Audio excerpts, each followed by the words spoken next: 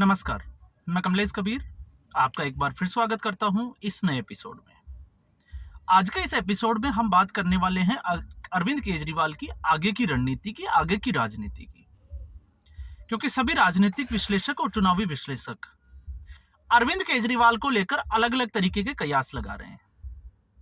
और वैसे भी राजनीति संभावनाओं का खेल है। क्या होगा, हम 100% जिसको हम कहें कि सार्थकता के साथ और सत्यता के साथ ये नहीं कह सकते कि ऐसा ही होगा।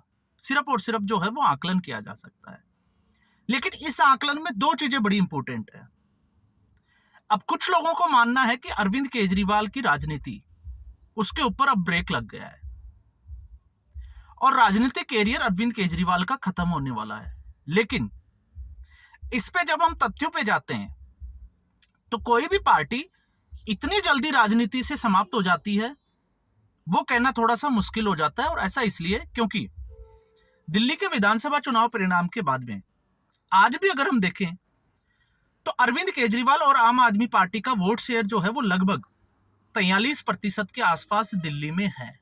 42 से 43%। तो 42 से 43% जब वोट शेयर अरविंद केजरीवाल के साथ है तो हम ये नहीं कह सकते कि अरविंद केजरीवाल खत्म हो गया है। 22 सीटें अभी भी अरविंद केजरीवाल के साथ है, तब भी हम जो है वो नहीं कह सकते कि अरविंद केजरीवाल की राजनीति खत्म हो गई है। हम ये कह सकते हैं कि दिल्ली की जनता ने राजनीतिक तौर पे अरविंद केजरीवाल को स्वीकार करने से मना कर दिया है, या हम कहें कि दिल्ली की जनता अरविंद केजरीवाल को स्वीकार नहीं कर रही है। और क्यों नहीं कर रही? क्योंकि अरविंद केजरीवाल की छवि खराब हुई है। लेकिन इसी के साथ में हम अगर आम आदमी पार्टी की बात करें तो आम आदमी पार्टी के पास दूसरा राज्य है पंजाब। अब पंजाब से जिस तरीके से खबरें आ रही है, क्योंकि सबकी नजर जो है वो पंजाब पे ही थी। आप जिस दिन चुनाव परिणाम था उस दिन मैंने 1-2 बजे के आसपास एक वीडियो अपलोड किया था और उस वीडियो में मैंने बात की थी कि भारतीय जनता पार्टी को मनजिंदर सिंह सिरसा को मुख्यमंत्री बनाना चाहिए। हो सकता है मेरा यह आकलन गलत हो, लेकिन उसमें जो मैंने बात की थी, क्योंकि भारतीय जनता पार्टी हर राज्य दर राज्य में जहां चुनाव लड़ रही है मजबूत होती जा रही है, लेकिन पंजाब में अभी भी भारतीय जनता पार्टी के लिए सूखा पड़ा हुआ है। तो दिल्ली के रास्ते पंजाब भारतीय जनता पार्टी पहुंचने का यह सुनहरा मौका है। अब इस स्थिति में हमारा जो आकलन है वो यहां पर आकर थोड़ा सा गड़बड़ हो जाता है, क्योंकि कुछ राजनीतिक विश्लेषकों का यह मानना है कि भारतीय जनता पार्टी को पूर्वांचलियों में से किसी को मुख्यमंत्री बनाना चाहिए, क्योंकि आने वाले समय में इसी साल के अंत में बिहार में चुनाव होने वाले हैं।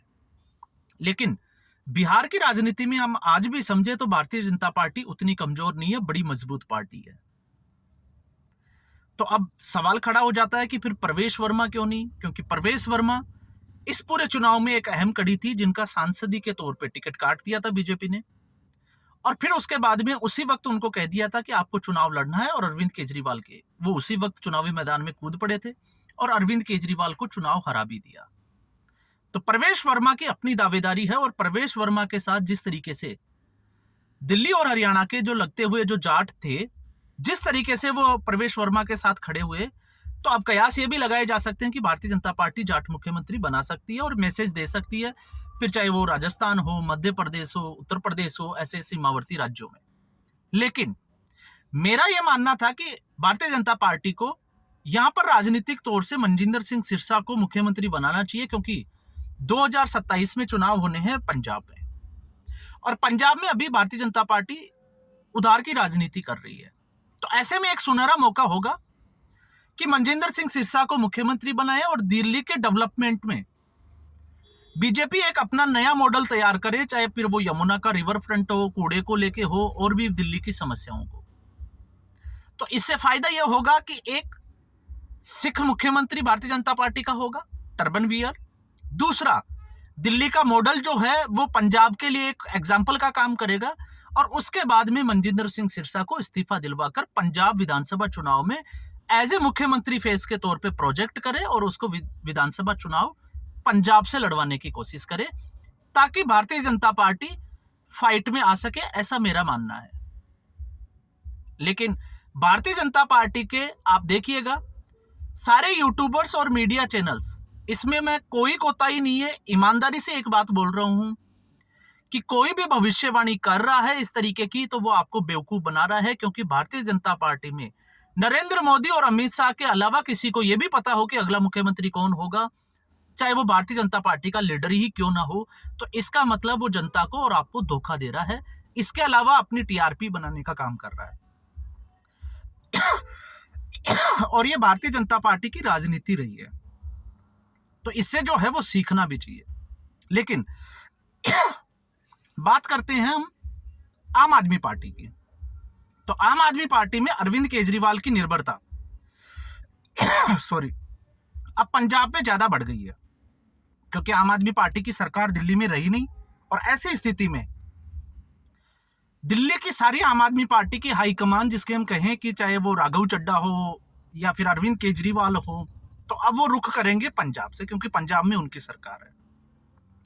और इसका कयास इससे भी लगाया जा रहा है कि पंजाब में कैबिनेट की एक मीटिंग होने वाली थी 6 फरवरी को, जिसको पहले जो है वो 10 फरवरी किया गया था, क्योंकि 8 को चुनाव परिणाम आने वाला था दिल्ली का।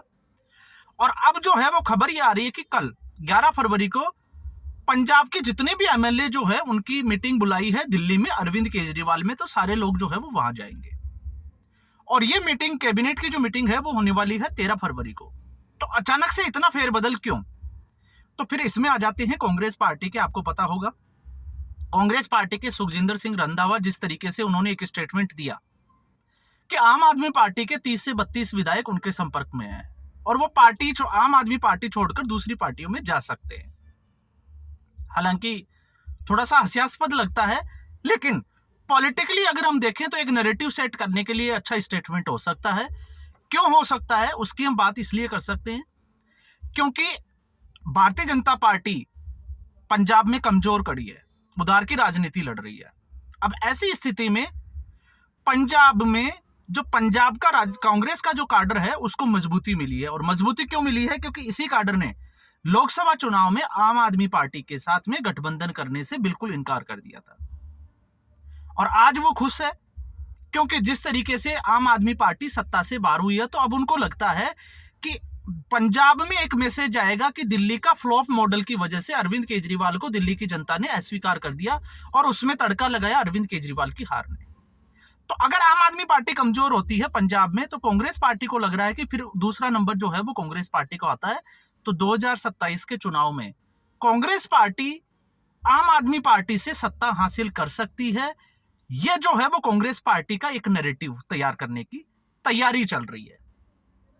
और क्यों ना करें, क्योंकि राजनीति संभावनाओं को खेल है और ऐसा मौका बार बार नहीं मिलता। क्योंकि दिल्ली में कांग्रेस पार्टी बहुत बड़े गोल्डन चांस से चूक गई और गोल्डन टक तक सिमट गई। एक बड़ा चांस था अपने वोटर को अपनी तरफ करने का, लेकिन वो नहीं कर पाई।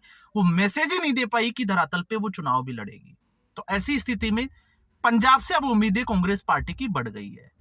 और इसीलिए आपने देखा कि पंजाब में अब वॉर चल रहा है और इसमें कांग्रेस पार्टी की पूरी रणनीति रहेगी। चाहे आप राजा वड़िंग की आप स्टेटमेंट सुन लीजिए, या फिर राजा वड़िंग को तो छोड़िए, आप आम आदमी पार्टी के अमन अरोड़ा का एक स्टेटमेंट आया था दिल्ली विधानसभा चुनाव से पहले कि पंजाब में आम आदमी पार्टी जो है वो हिंदू चेहरे को भी मुख्यमंत्री बना सकती है। तो अब उसको दिल्ली के विधानसभा चुनाव परिणाम से जोड़कर भी देखा जा सकता है। किस तरीके से देखा जा सकता है? क्योंकि अरविंद केजरीवाल के हाथों में अब सत्ता नहीं है, महत्वाकांक्षी है। और ऐसी स्थिति में अरविंद केजरीवाल हिंदू है, तो अगर वो पंजाब की राजनीति में भगवंत मान को टेक ओवर करके मुख्यमंत्री की कुर्सी अपने हाथ में ले लेते हैं, तो इसमें कोई अतिशयोक्ति नहीं है। इसलिए इसको जो है वो और ज्यादा प्रबलता मिल रही है। और इससे पहले आपको पता होगा कांग्रेस पार्टी के पास मुद्दे भी है, क्योंकि कांग्रेस पार्टी के पास मुद्दे इस तरीके से हैं। आम आदमी पार्टी की पंजाब की जो सुरक्षा एजेंसी है वो सुरक्षा दे रही थी अरविंद केजरीवाल को। ये एक बड़ा मुद्दा है जिसपे वो घेर सकती है। इसके अलावा पंजाब सरकार की जो मशीनरी और पैसा उसका इस्तेमाल कर रहा था अरविंद केजरीवाल, पहले ही कटघरे में खड़ा कर चुके हैं। इसके अलावा पहले जो अफसर थे वो अरविंद केजरीवाल को रिपोर्ट करते थे दिल्ली जाकर, उसको लेकर भी कांग्रेस पार्टी ने हमलावर हुई थी। और उसके बाद में अफसरों की मीटिंग जो है वो दिल्ली में कैंसिल कर दी गई थी। वरना हालत ये थी कि पंजाब के ब्यूरोक्रेट्स जो है वो अरविंद केजरीवाल को रिपोर्ट करते थे, भगवंत मान को रिपोर्ट नहीं करते थे। तो सिनेरियो आपको समझ में आएगा। और आने वाले दिनों में, क्योंकि जब दिल्ली के विधानसभा चुनाव परिणाम में आम आदमी पार्टी हार गई, तो पंजाब में राजनीतिक हलचलें जो है वो बड़ी तेज होने वाली है, और बड़ी तेज वो चाहे भारतीय जनता पार्टी की तरफ भी से भी हो सकती है, नहीं तो कांग्रेस और आम आदमी पार्टी दोनों तो आमने सामने दिखाई दे रही है। तो मुश्किलें भगवंत मान की भी बढ़ सकती है, और बढ़ इसलिए भी सकती है क्योंकि अरविंद केजरीवाल ने पहले ही जेल से आकर उनको पता था कि अब की बार जो है वो चुनाव जीतना बड़ा मुश्किल है, इसलिए विभव कुमार को पहले ही पंजाब में सेट कर दिया। तो अब वो अगर आते भी हैं तो उनको ज्यादा परेशानी नहीं होने वाली, क्योंकि उनके हाथ में पहले से ही चीजें चलती आ रही है। तो आज के एपिसोड में बस इतना ही। उम्मीद करूंगा वीडियो एपिसोड आपको पसंद आया होगा। वीडियो को लाइक करें, शेयर करें, चैनल जरूर सब्सक्राइब करें। धन्यवाद।